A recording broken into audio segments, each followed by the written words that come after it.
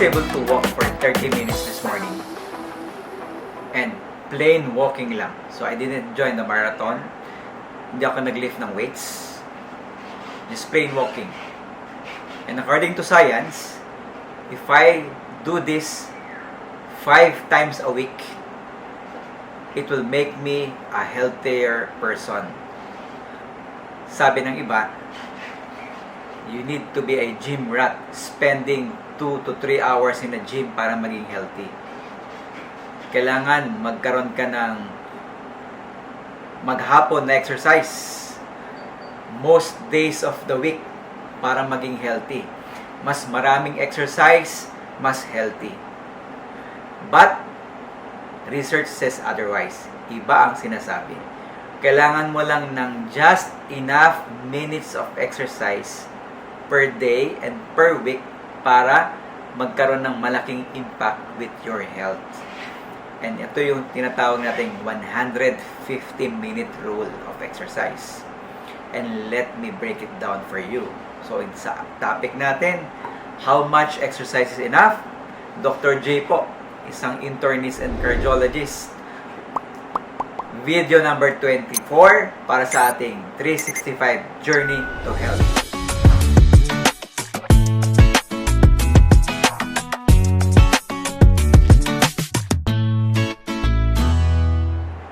So, okay.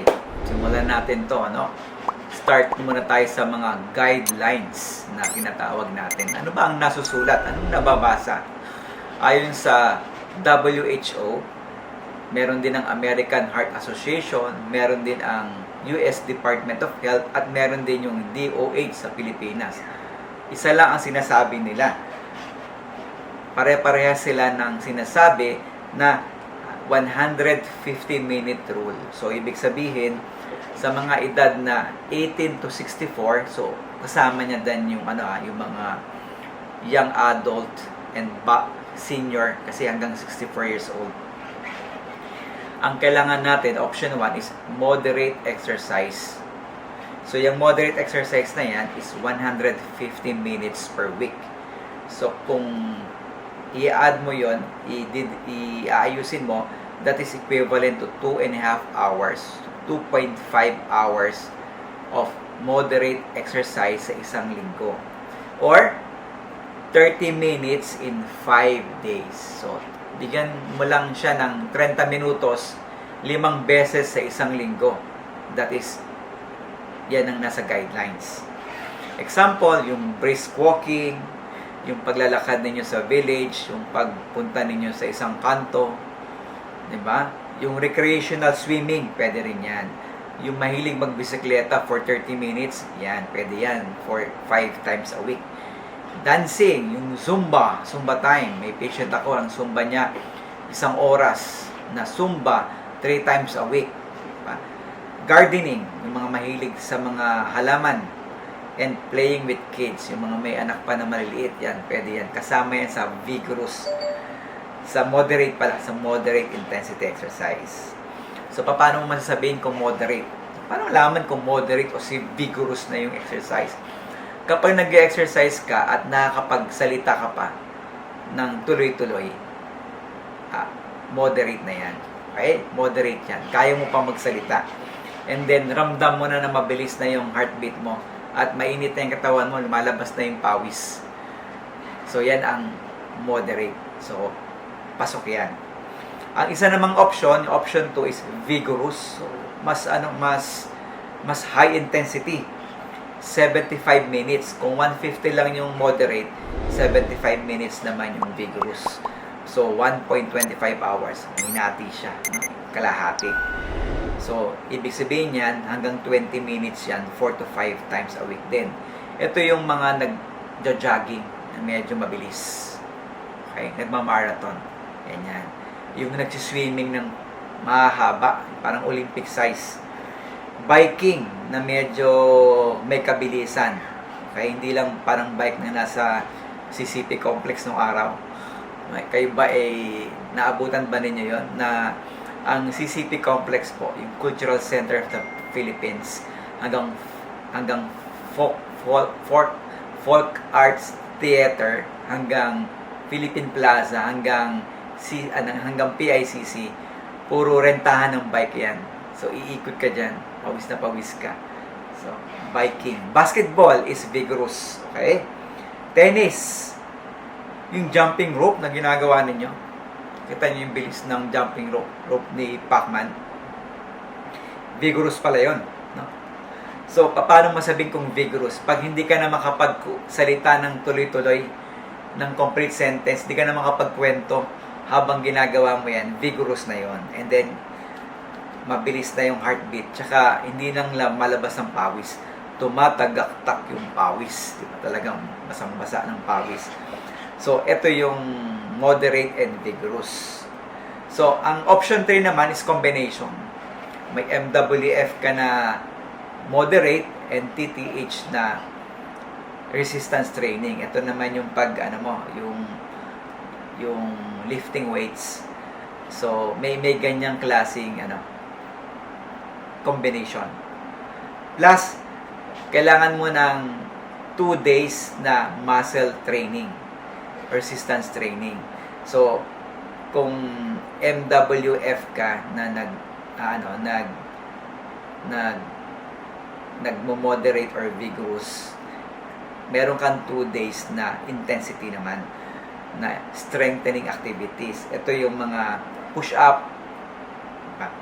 Ito yung mga paghila ng rubber. Ganyan. Yung pagbubuhat ng lifting weights. So, pwede rin siya. Okay? So, ito yung mga example na pwede ninyong option.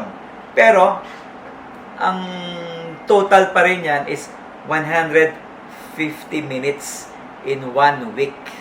Okay? So, 150 minutes of moderate exercise plus, may plus pa pala yan, 150 minutes of moderate exercise plus 2 days ng strength training. So, pag ginawa mo yan, officially, hindi ka na tinatawag na sedentary lifestyle. So, na-meet mo na yung minimum requirement for good health. Okay? Napakasimple lang. Hindi lang pala, Dok, 150 minutes na walking sa isang linggo plus 2 days na medyo nagpo-push up, pwede na. So, kaya ba yan lahat? Paki-comment po kung kaya ninyong gawin yan sa isang linggo. At hindi lang yung isang linggo, dapat yan every week, ganyan yung routine mo. So, paki-comment kung yes, Doc, kaya ko yan. Yung comment din kung yes, Doc, mahirap yan.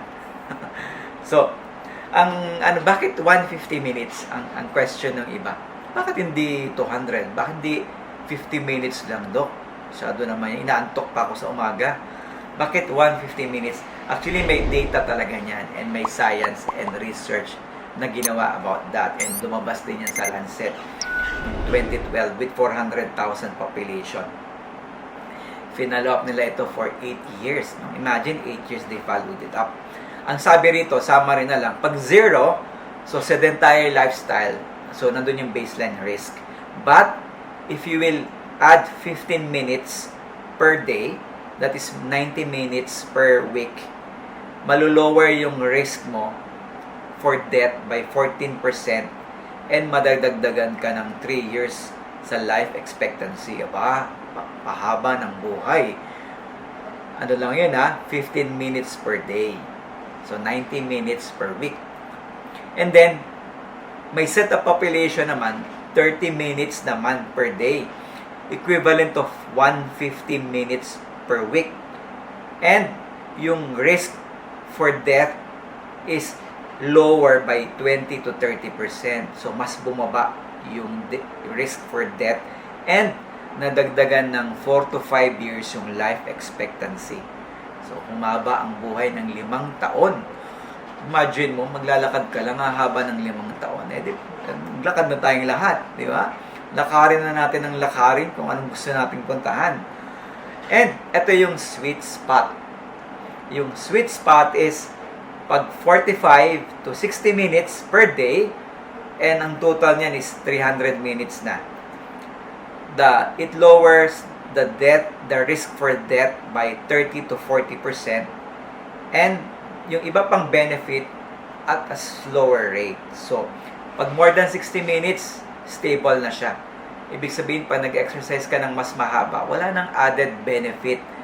Di ba? So, kaya, they come up with 150 minutes. Tama na yon. Kasi from 0 to 150, you already get 80% ng total benefit. Malaki na yung 80%. From 0, From 0 minutes to 150 minutes, 80% benefit. Pero pag dinagdagan mo yung 150 to 300 minutes, you only get additional 15% benefit. Ngayon, kung maraming time, why not? Gawin mong 300 minutes yan. Pero the minimum that we can get para makuha natin yung maximum benefit is 150 minutes. So, kaya 150 minutes per week. So, okay ba tayo doon? So, pag translate mo yan, that is only 30 minutes for 5 days. Diba? Ito yung the most that we can get the benefit. Plus, mag-a-add tayo ng 2 days of strength training. Okay? So, bakit ba tayo nag-exercise? Ano ba gusto natin bukod sa lumakas tayo? At magkaroon tayo ng maraming energy. No, hindi ka lalamya-lamya, hindi ka matamlay sa trabaho. Bukod kasi doon, may tinatawag tayong risk reduction. As I said earlier, may risk reduction. Number 1, sa heart disease, 30 to 40% lower blood pressure, lower cholesterol, and stronger heart muscle. Ang sinasabi ko lagi sa patient ko, ang paglalakad po ng 30 minutes ay exercise din sa heart para maging malakas siya. Kasi ang puso natin is a muscle. Yung muscle nyo dito, kung lagi kayong nag-exercise, lalaki yung muscle. Diba? Magiging malakas yung muscle niyo. Same also with the heart.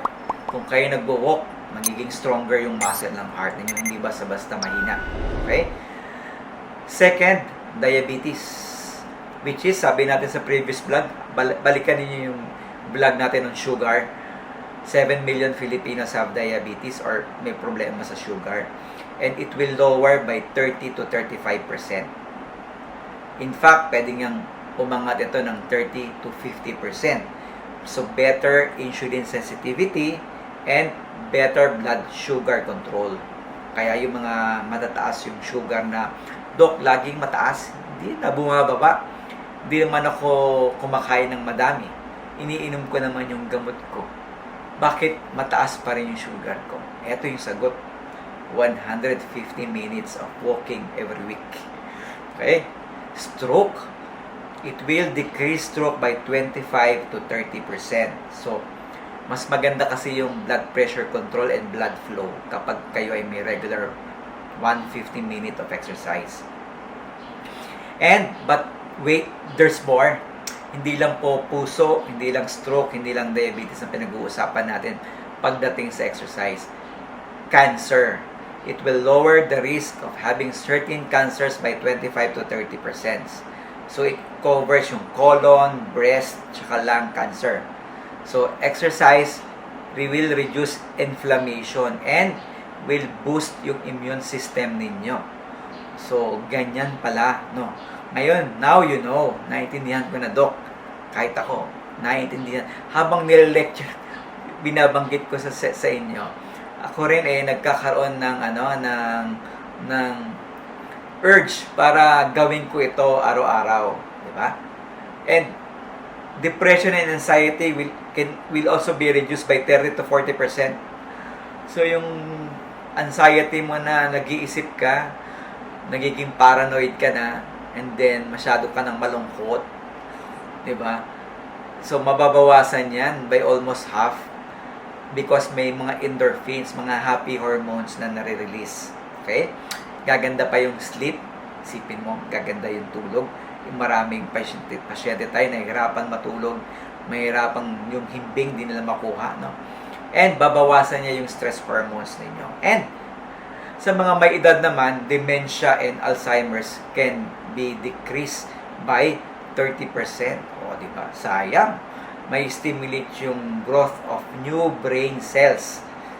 And the all-cause mortality, yung mortality to any other kinds of disease or condition can be decreased by 20 to 30%. So, ang sumatotal, haba ang buhay ng pag regular ka na may 150 minutes. Madadagdagan ang buhay mo ng hanggang 5 taon. So, kung 80 ka, 85. Kung 85, 90. So, sayang ang pagkakataon. Gawin na. Baka hindi lang 5 years yan eh. Baka mas mahaba pa sa 5 years yung life expectancy. Di ba? So, yung 150 minutes, ito po talaga yung numero na sinet. Hindi po siya hinulaan lang. Okay? It's the minimum that can give you the maximum requirement na protection pala. The minimum requirement that can give you the maximum protection. Okay?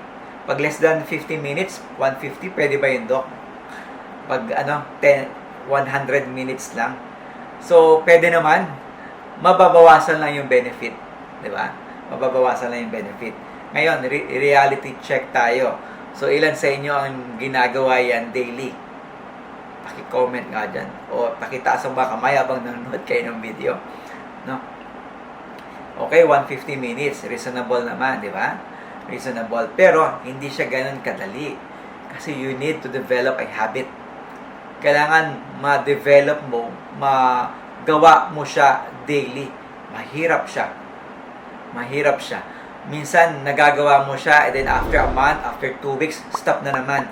Minsan, 1 linggo lang, then stop na naman. So, yun yung challenge. How can you be consistent in doing this every day? Di ba? So, ang niyan, maraming excuse tayo dyan. And one of the most common excuse is, wala akong oras. I don't have time. So, ito yung mga common pagkausap natin yung pasyente. Dok, walang oras, Dok.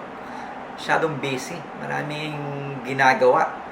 Pero, let me tell you, ang hinihingi lang po natin ay 20 to 30 minutes per day. And that is 2% lang ng minuto sa buong araw. Meron po tayong 1,440 minutes in 24 hours. And yung 30 minutes is only 2%. So, konting oras lang. Huwag mo nang ipagkait. Okay? Para maging healthy ka. So, yung pag-scroll nyo ng social media, pwede naman yung gawin, pero bawasan ninyo. Diba? Yung panonood ninyo ng movie sa Netflix, imbis na ilang series yan, bawasan ninyo. So, kung natatraffic kayo sa biyahe, gumawa ng paraan para makauwi ka agad. So, hanapan ng oras, dapat lang maintindihan ninyo at ma-prioritize. Okay? Isa pang reason kung bakit hindi nag-exercise ay pagod na sa trabaho. Ano yan? Relate tayo dyan. Marami naman talaga na from AM to PM, hindi lang naman trabaho, nag-o-overtime pa. At the same time, yung travel time na 3 oras papunta, 3 oras pa uwi, kinakain na yung oras, di ba? So, pagod na pagdating sa bahay, low bat na. But, alam nyo yung exercise will give you energy. So, nagre-release ito ng mga hormones, gumaganda ang sleep ninyo. At in the end, mapapansin ninyo, pag ginagawa nyo ng regular, parang hindi ka na napapagod. Mataas na level ng energy. Mataas na level yung performance mo, the way you think, the way you do your job, mas mag-improve if you will do this regularly. Okay? So, hindi dahilan yung pagod ka. Next, I can't afford a gym. Mahal nga naman ang gym, di ba? So, hindi naman kailangan mo mag-gym kasi kailangan lang natin maglakad. Hindi mo kailangan ng equipment. Kailangan mo lang magandang comfortable na sapatos. Hindi kailangan mamahaling sapatos. Basta komportable ka, hindi ka magpaltos. Makakalakad ka ng maayos at makapag-brisk walking ka. Pwede na po yun. So, hindi kailangan ng gym. Okay? Mahal pa yung gym. No? Siguro kung may free, gamitin mo. Pero pag hindi free, huwag ka na mag-gym. No? Movement. Your gym is optional, movement is not. Yun nga yung sinasabi nila. And, hindi ko alam ang gagawin ko, Doc. I don't know what to do. So, Ito, naintindihan ko yan. Kasi, paano nga nila gagawin? Ang sabi ko naman, tutulungan natin kayo. Gagawa tayo ng simpleng plano para sa inyo na susundin. Pero, ang aking suggestion is, you go back with your doctor. Tanungin nyo muna kung gaano kasi yung mag-exercise sa inyo. Mag-walking, kasi baka meron na rin kayong medical condition right now na kailangang iklaro mo natin sa doktor ninyo. Kailangan mo natin magpagawa ng treadmill stress test para makita kung ano yung capacity na po pwede at kakayanin ng heart ninyo. So, you go back to your doctor. Okay? So, meron tayong simple 150-minute plan. So, pag kayo'y hindi natin kailangan ng gym, simple lang ito, walang equipment, ma-achieve natin yung 150 minutes per week. So, merong beginner plan. Yung mga hindi pa sanay mag-exercise. Yung mga as in from zero activity to 150 minutes. Sino sa inyo ang zero activity? Okay? So, week number 1 and 2, yung first 2 weeks, MWF, tsaka Saturday, mag 10-minute walk kayo. 10 minutes lang. And then, pwede nyong dagdagan ng pag Saturday, you can make it 15 minutes. So, pag tinotal mo yan, 45 minutes na siya. Okay? So, hindi pa siya 150. 45 minutes pa lang. Week 1 and 2. 2 weeks. And then, on the third week, mag-a-add ka ng minutes. So, magiging 20 minutes na siya. 20 minutes sa Monday, Wednesday, and Friday. And then, Saturday, Sunday, 20 plus 20 uli. Diba? Umaasenso na, no? 20-minute walk ng MWF-SS. Okay? Pag tinotal mo yan, 5 beses yan, that is already 100 minutes. Okay? So, from 45 minutes, naging 100 minutes na doble. Pero hindi pa 150. Okay? Wala pa tayo doon. So, naka 2 weeks ka na 45 minutes, and then, on the next 2 weeks, 100 minutes ka na. So, isang buwan na yon, no? Isang buwan na. Ngayon, pagdating naman ng after 1 month, yung pang 6 to 8 weeks, ang target na natin dyan, magti 30 minutes ka na ng breath. Medyo mabilis na ngayon. Medyo confident ka na eh. So, 30 minutes ka na ng brisk walking. Pag Monday, pag Tuesday, Monday, Wednesday, Friday, 30 minutes ka ng brisk walking. No, 90 minutes na yon.